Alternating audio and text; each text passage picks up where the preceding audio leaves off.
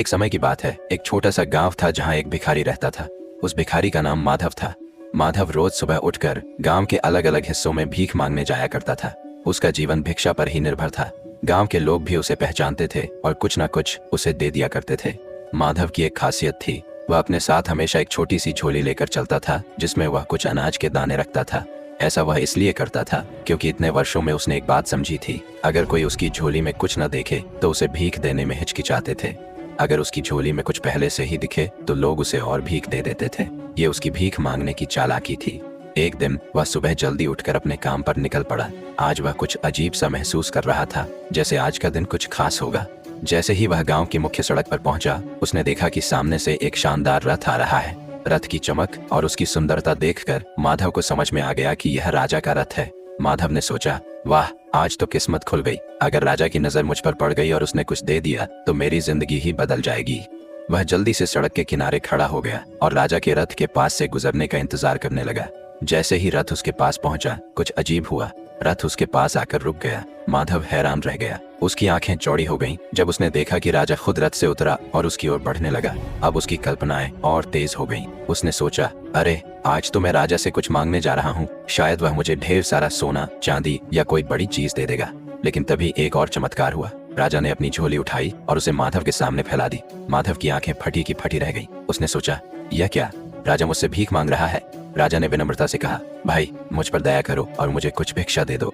माधव को विश्वास नहीं हो रहा था। उसने सोचा, यह तो उल्टा हो गया। राजा मुझसे भीख मांग रहा है।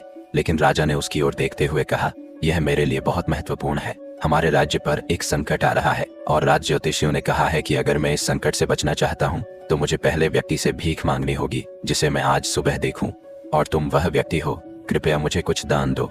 अब माधव असमंजस में था। वह सोचने लगा, क्या मैं राजा को कुछ दे दूं? लेकिन मैं खुद तो एक भिखारी हूँ। मेरे पास तो खुद ही कुछ खास नहीं है। अगर मैंने राजा को कुछ दे दिया तो मेरे पास बचेगा क्या?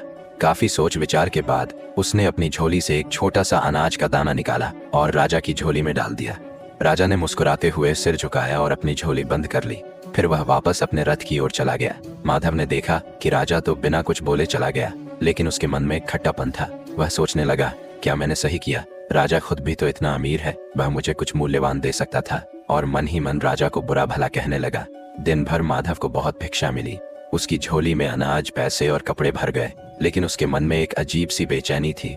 उसे राजा से मिलने का मौका मिला था और उसने उस मौके को व्यर्थ जाने दिया। शाम को जब वह घर पहुंचा, उसकी पत्नी ने उसकी ओर देखा और बोली, आज तो तुम्हारा नाम पूरे गांव में फैल गया है। लोग कह रहे हैं कि राजा ने तुमसे भीख मांगी। वाह, तुम कितने महान हो। लेकिन माधव को खुशी नहीं हुई। वह गुस्से से बोला, तुम्हें क्या पता, राजा ने मुझसे भीख मांगी थी।